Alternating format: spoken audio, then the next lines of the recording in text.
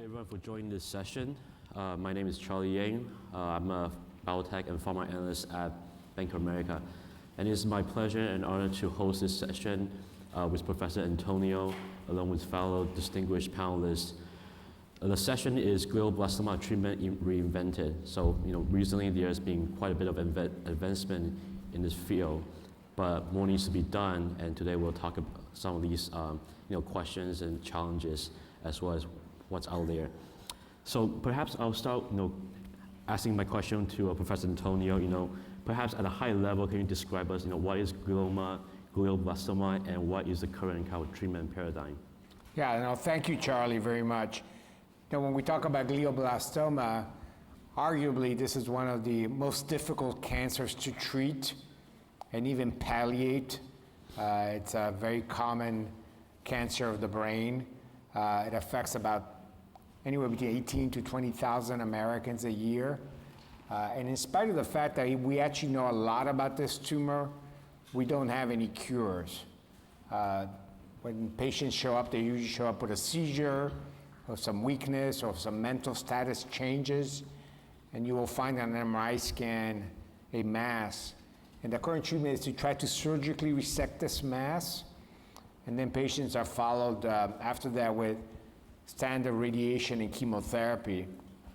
And then they go on to adjuvant chemotherapy, but all these tumors usually come back. They usually come back within 6 to 9 months.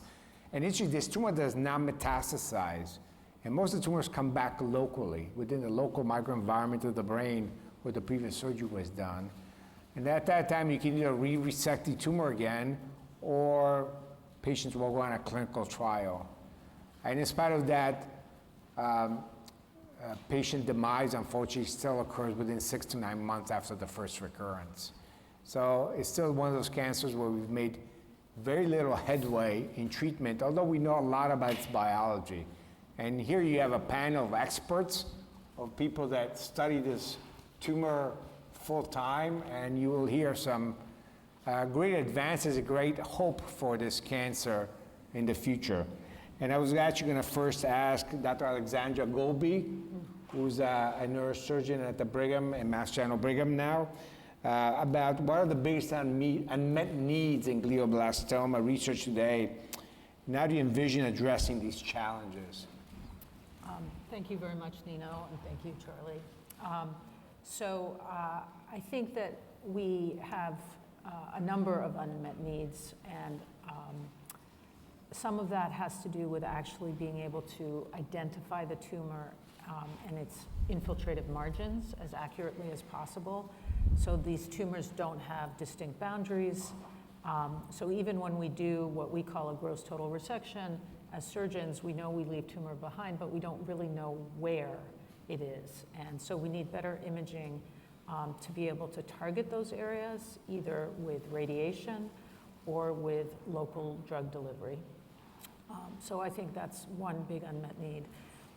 Another big unmet need is that in many cancers that are not in the brain, patients can have serial biopsies to look and establish whether there's recurrence, whether the tumor has transformed. And generally in the brain, we haven't had that liberty of biopsying patients regularly, although Dr. Chiocca has some data where he has been able to do that. So I think for us in particular, who take care of brain tumor patients, the idea of liquid biopsies is really, really exciting. And then the biggie is we still have a dearth of therapeutics.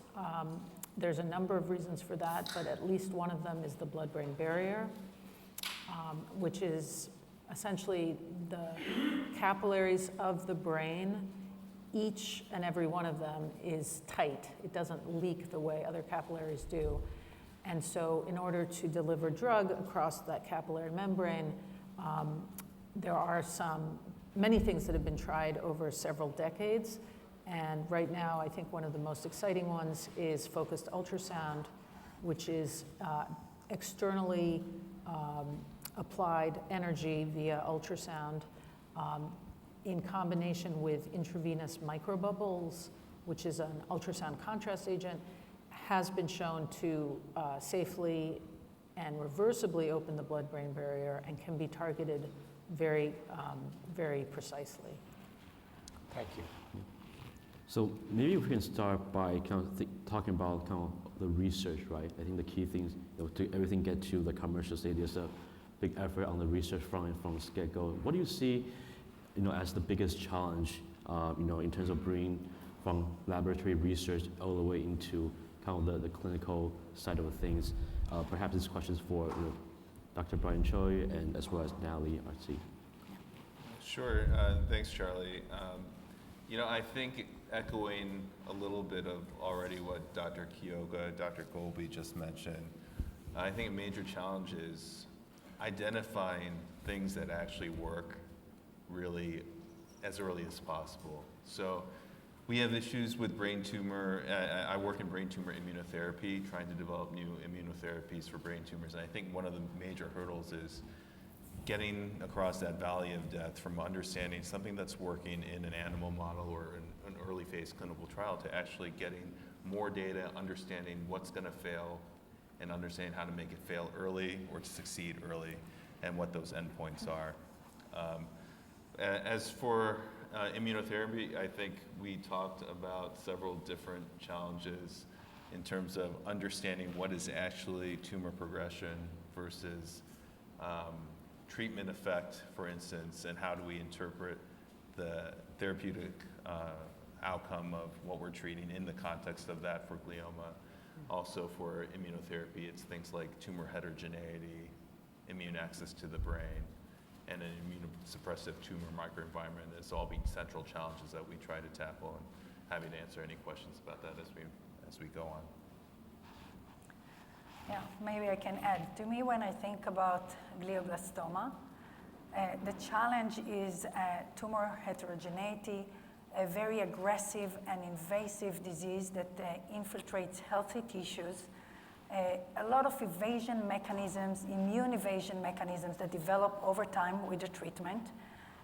But really what sets this apart from other tumors is that the development and spread of this tumor happens in a tissue which is largely inaccessible to systemically delivered drugs. And that is something that I think we need to address. And along with the evasion mechanism and how the tumor microenvironment evolves, it seems very unlikely that monotherapy will be able to solve this disease.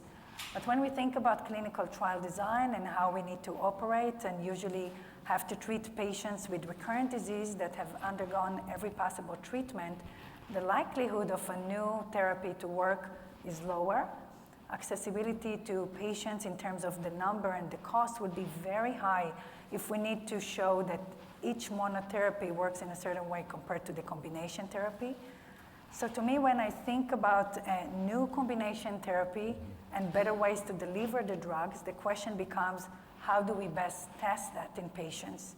And perhaps a window of opportunity trial, which is the period of time between the diagnosis of the disease to initial treatment, can be a great window for us to test new medicines when we get a tissue before it has been treated.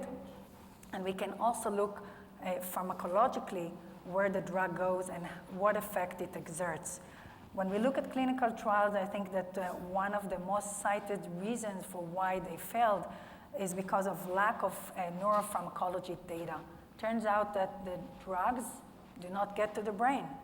And even the most potent drug, if it cannot reach the target, and I would add cannot stay in the brain for long enough to exert its therapeutic action, it's not going to work. So to me, these are the factors that contribute to the lack of progress that we've seen in the past 4 decades or so in coming up with new and better therapies for GBM patients. I mean, I'd just like to hear everyone's comments about this, because I think it touches on a major point that we don't have really clear endpoints for a lot of our studies that give us confidence that something's ultimately going to work. I mean, progression-free survival, peripheral biomarkers, we have all these things that we can measure. But before we get to that randomized study, there are very few things that we have confidence in terms of saying this therapy is ultimately going to make a difference. But I'd love to just hear everyone else's thoughts about that too. Yeah, sure. I mean, I think one of the issues that we have in the clinical trial evaluation of drugs, therapies, immunotherapy, is that we're still totally dependent on imaging to measure progression-free survival as well as patient outcomes, and we don't have any early biomarkers of response. And people have been very interested in liquid biopsies, but how those liquid biopsies correlate, for example, with what happens to the tumor is still unclear. And I think Dr. Golby mentioned this, but we always think of the brain as an inaccessible organ, something that's hard to biopsy. And while biopsies are done routinely for breast or other cancers because they're easy to get to in the course of a clinical trial, that is not routinely done for brain tumors or for glioblastoma. And therefore, trying to put in place paradigms where you can get serial tissue biopsies to correlate perhaps with your liquid biopsies, I think would be very key in trying to evaluate the potential for a future marker. But having said that, one of the questions is for you, Dr. Golby, because you're such an imaging specialist, you're at this intersection between radiology and neurosurgery. Where do you see the radiology portion of this, the imaging portion of this, going forward in trying to evaluate tumor progression and or the effect of surgery, for example? Yeah. So I am an imager, and I think imaging has a lot to show us as surgeons and as neuro-oncologists, but it is limited in a number of ways, and two that have been alluded to is the difference between progression and what we term pseudo-progression. We still don't have a good way to differentiate those. There's a lot of efforts that are being made to develop new MR sequences or even PET tracers that could help us differentiate that, but we're not there yet. One of the reasons, though, that I think that's a difficult goal is the tumor heterogeneity that you heard about. So when we do take patients back to surgery who have radiographic progression, we often find our pathology colleagues find both. They find treatment effect and they find tumor progression. So in order to disentangle those, we would have to have a sort of much higher spatial resolution, perhaps a spatial resolution that just can't be achieved with cross-sectional imaging. And then the second question is, again, where are the tumor cells? Because we know that 100 years ago, Harvey Cushing tried to take out a whole hemisphere in patients with glioblastoma, and they recurred in the opposite hemisphere. So we know that the tumor cells are kind of everywhere, but we don't know how to image them in order to show them to a clinician or to show them to a therapy to kind of prime them to receive a therapy. So I think imaging has been perhaps the key that's moved along our clinical care for patients with brain tumors. And I'm not saying it's like kind of the end of the line, but I think we also need new paradigm, entirely new paradigms, like a lower threshold to rebiopsy and liquid biopsies, as has been alluded to. And this is not my area of expertise, but it kind of opens the door to this question about tumor microenvironment and tumor heterogeneity, which has been a very, very tough thing for us to crack. And you heard from Dr. Artzi that drug cocktails may be needed to try to address different pathways and deal with the tumor heterogeneity that we have. This term called, I guess, the synthetic controlled trials, perhaps can you just describe what that is and how does that kind of affect in terms of the clinical research, or how does that help? Is that for me or for you? I mean, I think I can take a stab at it, and certainly if anyone would like to elaborate. I mean, the whole idea behind a synthetic control trial is to reduce the costs and investment that you have to make in terms of understanding if something actually works. And so the way that you are all familiar with likely is a randomized control study where you have a bunch of patients they come in and they're all similar and they're randomized to either your treatment or to non-treatment. And that's how you actually find out if something, all the variables that you can't control for are constant, and to actually understand if your treatment is working. And I think in glioblastoma, it's a difficult disease to treat. It's a relatively smaller population. It's still a heterogeneous population, and so to kind of reduce the costs associated with getting to a randomized study, I think that we have other options, including synthetic controls, where you take patients who are matched for their tumor size, their tumor type, their age, their comorbidities, et cetera, and you have a database that every trial can actually use as their matched control for a pseudo randomized or at least case control study. And I mean, I think that there are benefits and drawbacks to designing things this way. As you can imagine, it's not a randomized study, so everyone who says randomized study are the gold standard, this is not a randomized type study, but it allows us to actually enroll patients, tell them that they're going to get the treatment, and actually reduce the costs associated with all the infrastructure that you need to carry out a study. So it's something that I think we can explore and certainly see evolve in the setting of brain tumors, but definitely interested to hear what anyone else has to say about that. Yeah, no, I know you said that. I think there's a lot of, especially with these external control studies, there's a lot of potential for it.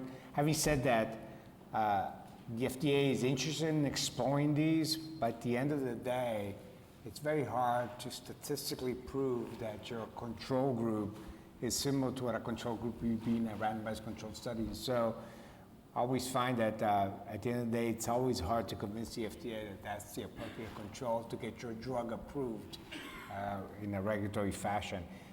There's another type of study that I think there's great hope. I mean, one of them is these adaptive design trials. And there are a couple of them that are being run right now through our brain tumor networks throughout the United States. And what that means is that these are trials that are ongoing, and you have a control group, and you'll have drug A that you put your patient on, and it randomizes. And then you can, if you have a second drug that you want to put a patient on a different trial, different arm, you put that patient on an arm and a second arm. So you continue to accrue with the same control group that runs at the same time patients to these arms of the trial. And there's a Bayesian design showing that if you're one of the arms is not really working, for example, if the overall survival of the patient doesn't seem to be that different from control, you stop accruing to that arm and you continue to accrue to the other arms.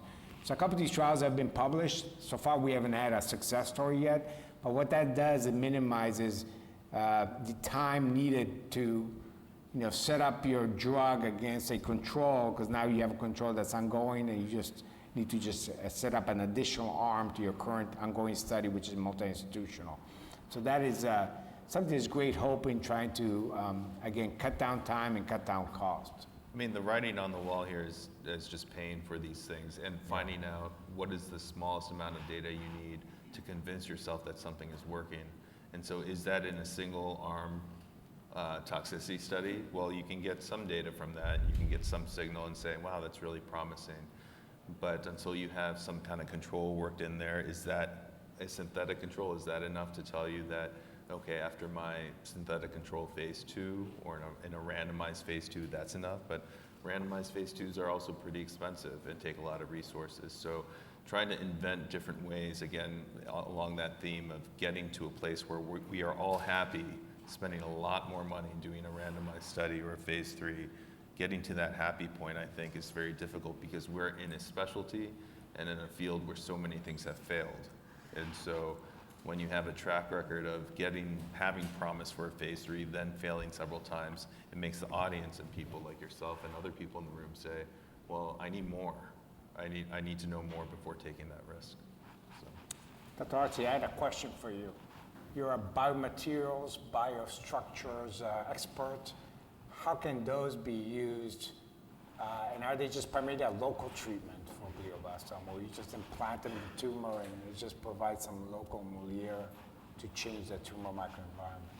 Yeah, thank you, Nina, for the question. So I think, we heard that one of the difficulties with glioblastoma is the aggressive nature of the disease infiltration into healthy tissues, which means that we are not able to get rid of all the cancer cells simply by resection. And relying on systemic therapy to get into the brain and kill every cancer cell in the brain is hard, given chemotherapy resistance that develops and evasion mechanism. So I think that probably we need a combination therapy. We need maybe chemotherapy that can kill the cancer cells initially while we start delivering immune therapy that can train the immune system to identify cancer cells and eliminate them. If we do that right, we should be able to develop immune memory, which means it's not going to come back. But how do we do all of that if the drugs cannot penetrate the brain? So I think that's where materials can play a significant role. There are hydrogels and other materials that can serve as a depot for local delivery of drugs, not only as a sponge that will release all the drug immediately, but rather materials where we can use the chemistry to interact reversibly with drugs. The materials can degrade over time and drive the release kinetics of the drug. So now we can plan for drugs to be in the brain for weeks. Why do I think it's important? Because when we start to train the immune system and we want to get the immune memory, some of those cells will get to the site within days. And to really train them and get the adaptive immune response to kick in, it can take another week, which means that even if drugs get to the brain, if they cannot dwell in the brain for a couple weeks or so, we're not going to fulfill this potential of immune therapy in the brain. So local delivery, I think, can play a significant role. In addition, depending on what drugs we're trying to deliver, we can incorporate nanostructures or nanoparticles. Just like for COVID vaccines, we use lipid nanoparticles to deliver mRNA drug. Nucleic acid-based drugs in particular are not stable and cannot enter cells very effectively. So we can use our local depot to also encapsulate nanostructures that can protect drugs and help them get into the right cell. We can also decorate them with different ligands for specific cells to make it even more specific and eliminate side effects. So all of this together, the combination of macroscopic materials with nanostructures can completely change the paradigm and enable much better delivery, expanding the therapeutic window because we don't have as much systemic toxicity. We're really localized and we can reduce the dose. The last thing I would say is that I think it's really important to understand drug mechanism of action. And again, if the drug doesn't reach the brain, doesn't stay in the brain, we don't see efficacy, there's not much to study. So with materials that can increase the therapeutic window that we can track, we can then see and analyze what's the pharmacological effect and the mechanism of action of the drug, really at the molecular level. So I think the combination of better delivery, better therapeutic efficacy, expanding therapeutic window, as well as understanding the mechanism of action will really enable us to identify better combination and specific biomarkers that can personalize the treatment and improve treatment outcomes. Thank you. So Dr. Choi, so maybe you can talk a little more about the latest and the greatest with regard to CAR T therapy, as well as cancer vaccines. Sure. I'm a clinical neurosurgeon by training, but I also lead a laboratory in immunotherapy for brain tumors, just because what Dr. Chiocca mentioned before, really with our standard of care, there isn't really effective therapeutic option outside of 10 to 15 months after diagnosis. So as part of my laboratory effort, I work very closely with Dr. Marcella Moss and others in our cancer center, and we developed new CAR T-cell approaches or new cell therapy approaches to treat tumors in the brain. One of the ones that we just developed in the lab, so this was an investigator-initiated study, and it was a therapy that we developed in our laboratory at Mass General, was a CAR T-cell that was designed to overcome a lot of the barriers that we talked about earlier, things like local immune suppression, tumor heterogeneity, et cetera, in brain tumors. So it's a CAR T-cell designed to get to a tumor site in the brain, and then in that microenvironment release an antibody-based modulating molecule in the brain. We usually think of antibodies being too big to get to the brain by systemic administration. So our kind of technology approach was we knew that T cells could get to the brain. T cells are known to actually circulate, cause inflammation when we don't even want it. And so The idea was to harness the power of this T cell to localize to the brain and then release this macromolecule in the brain. So that was the platform. It's called the CAR-TEAM approach, T cell engaging antibody molecule. And we were able to perform all the necessary studies in pursuant of a investigational IND application and treat our first handful of patients over the last year. I think it's exciting. I think cell therapy, you guys have heard a lot about cell therapy in other contexts, mostly liquid tumor and hematological malignancies, where they've actually revolutionized the care for these patients and have become virtually standard of care in refractory disease. And I think you're going to start to hear similar things for solid tumors. We are starting to hear even over the past couple months, the FDA approved similar bispecific antibodies for other solid tumor indications in the systemic, in the corporeal circulation, things like lung cancers, where they're almost becoming approved for maintenance therapy or frontline therapy rather than the relapse refractory setting. So I think we are starting to see this mini renaissance of what cell therapy and immunotherapy can do for brain tumors. We're not there yet. And again, I think just putting it in the context of the clinical trials that we were mentioning, we're in the very early stages, early phase, phase 1 toxicity studies, treating handfuls of patients at this point. When you do these trials, can you tell us a little bit about the toxicity part of it?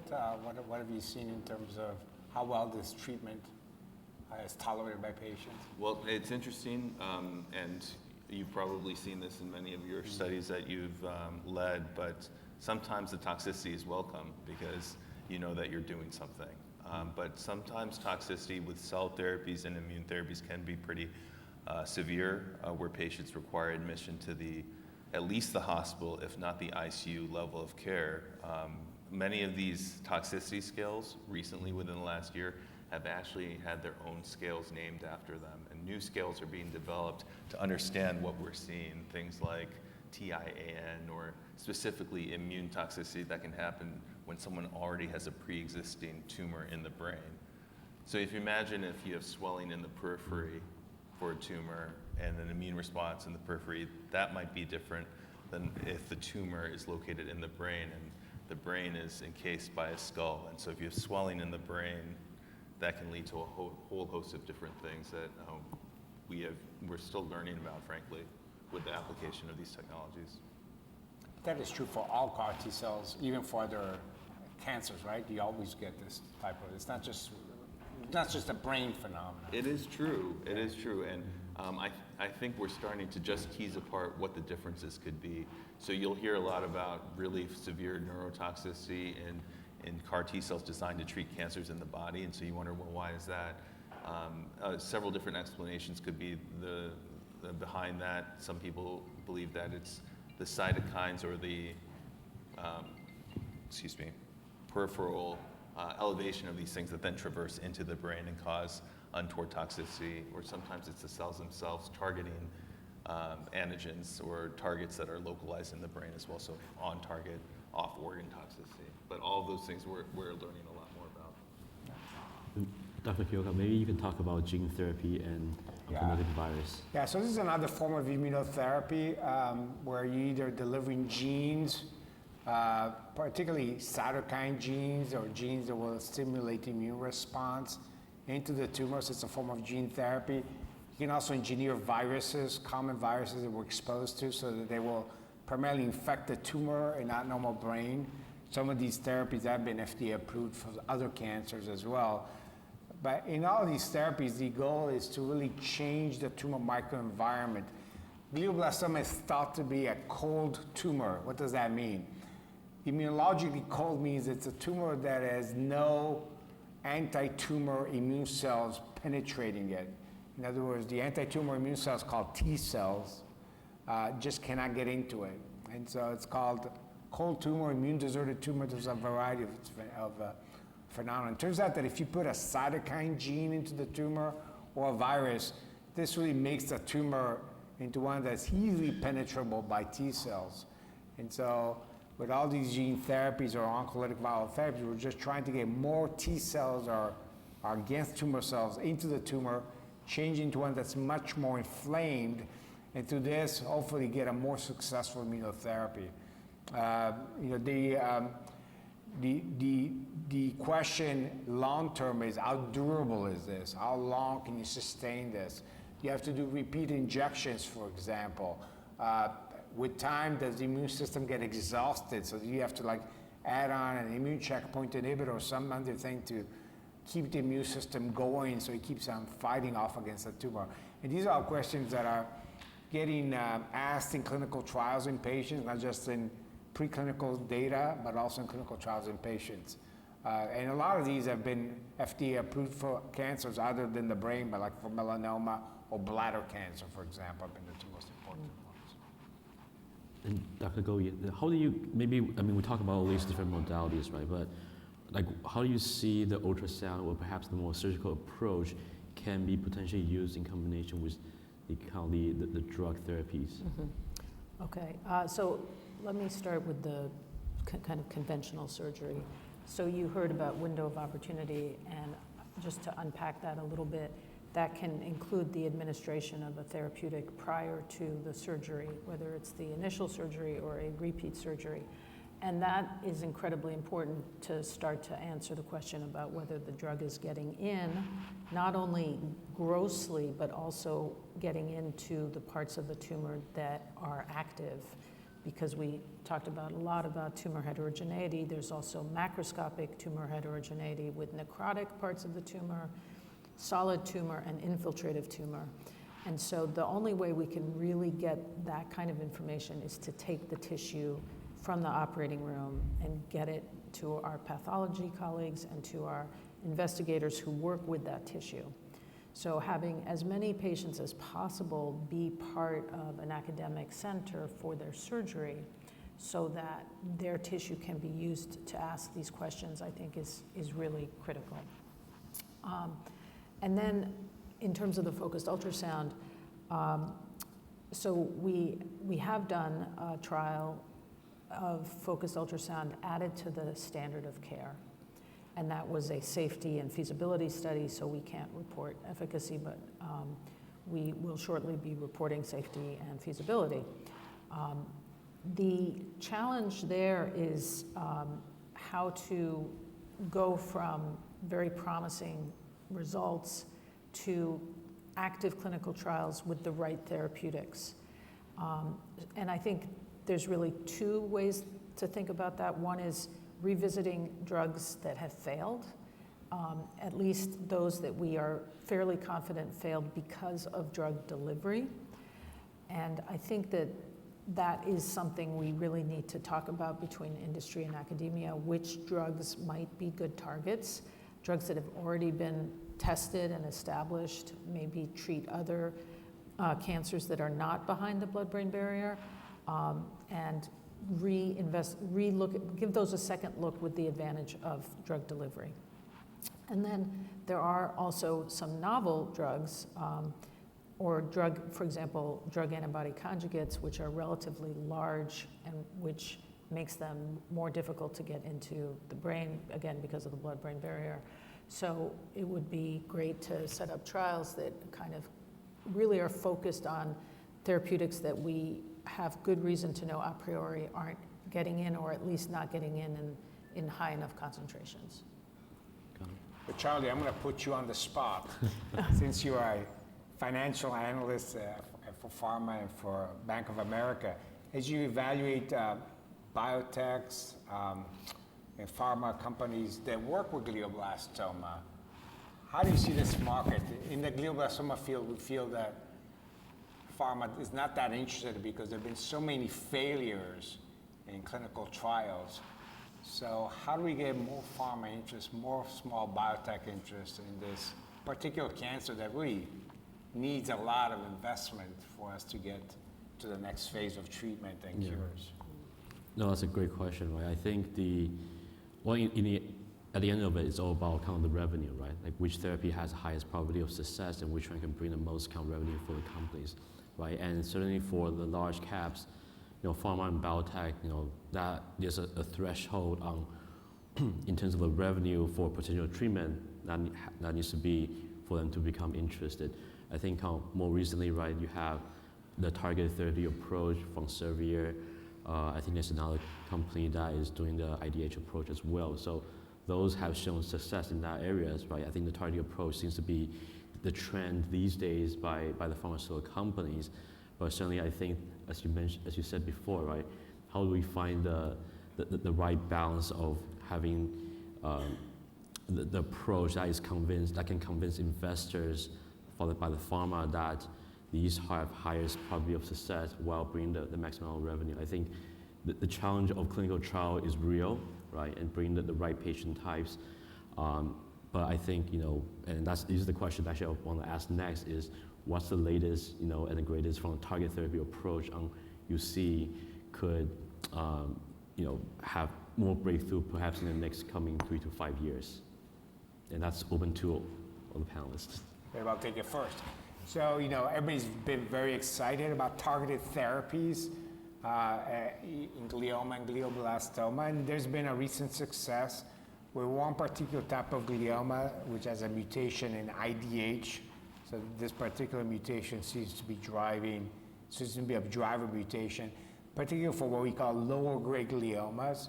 And so there's a drug that targets that, and has shown some success to the point that's FDA approved. And this is the first drug that's been FDA approved for gliomas in almost 2 decades. So that just shows you how hard it has been to find good drugs. There are other gliomas, we call them lower grade. Sometimes they occur in young adults or pediatric population, which has the other targeted mutation, like BRAF V600E, for example, is one of them. So there's some good drugs against that. The RAF MEK inhibitors, for example. They can also keep those tumors at bay for a while. They're very different from glioblastoma, which is the adult kind of tumor that is, when people think of brain cancer, that's the one people think of. That's the one that, for example, killed President Biden's son, Beau Biden, as well as John McCain, the senator from Arizona a few years ago. We have not been, even though there are a lot of targets, we have not been successful in applying targeted therapies for this cancer. And that is thought to be because of heterogeneity. In other words, if you try to go against one target, it's like just playing whack-a-mole, where something else takes over and that tumor still keeps on growing. So even though you're hitting one target, the other targets, and there are hundreds of them sometimes, can take over. And so I think that has been one troubling trend we've had with glioblastoma, trying to find some target that's really upstream of everything else that drives that tumor. And we have not really been able to find that yet. But Yeah, I think the future holds a lot of promise, because if we think about the next 5 years, a multidisciplinary approach, innovative research, and collaboration between academia, industry, and the clinic would enable to come up with new and better approaches. The convergence between genomic medicine and AI can now provide new nanomedicines and better medicines that are targeted to particular patients, to its own mutations.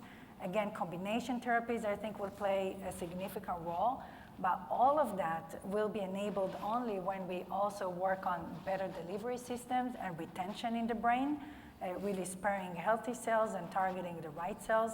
Understanding drug mechanism of action will be extremely important to realize the potential of combination therapies.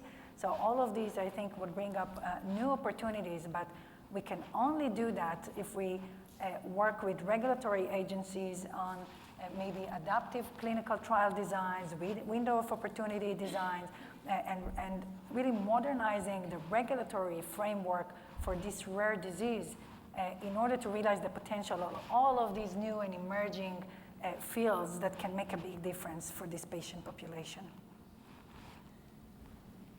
same question. To Brian. Yeah. No, to, Sure.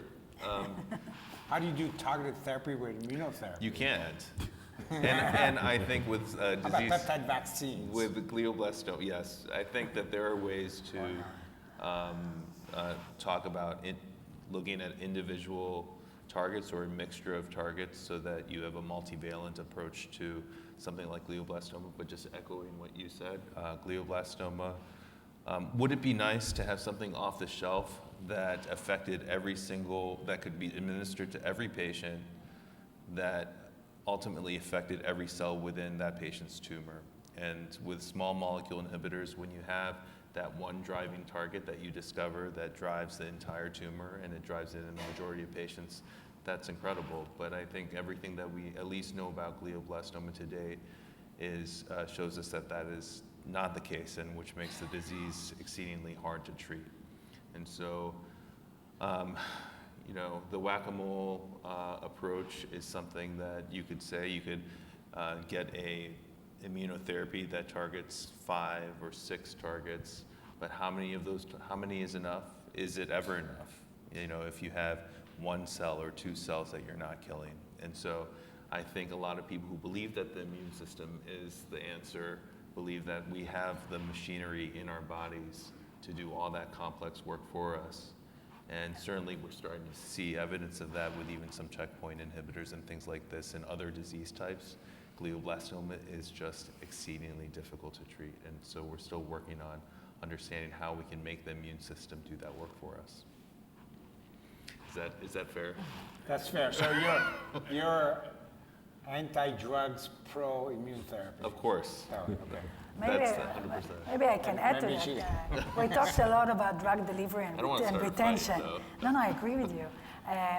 With chemotherapy, for example, or any cytotoxic therapy, the therapy has to kill every cancer cell, which is hard. With immune therapy, I think the nice thing about it, at least the concept, is that it's self-propagating, and you can affect multiple cells, and then you can generate memory, and then those cells then circulate in the body and everywhere in the brain. So in principle, can eliminate cancer cells even in more distant locations and prevent recurrence. So I think the notion that the effect outlasts the presence of the drug in the system is actually cool and is what may make a difference in this patient population. Well, Dr. Golby, in your focused ultrasound studies, you're not using immunotherapy, you're using drugs. So how do you respond to that? Are we doing the wrong thing? Should we be using focused ultrasound with immunotherapy? I think we absolutely could do focused ultrasound with immunotherapy, both to potentially get the medication in, but also very much to expose the immune system to the antigens of the tumor, which are also behind the blood-brain barrier. So I think that that's a direction we really have to pursue, and actually Brian and I were talking about before the session started. I see a collaboration happening. Absolutely. Yeah.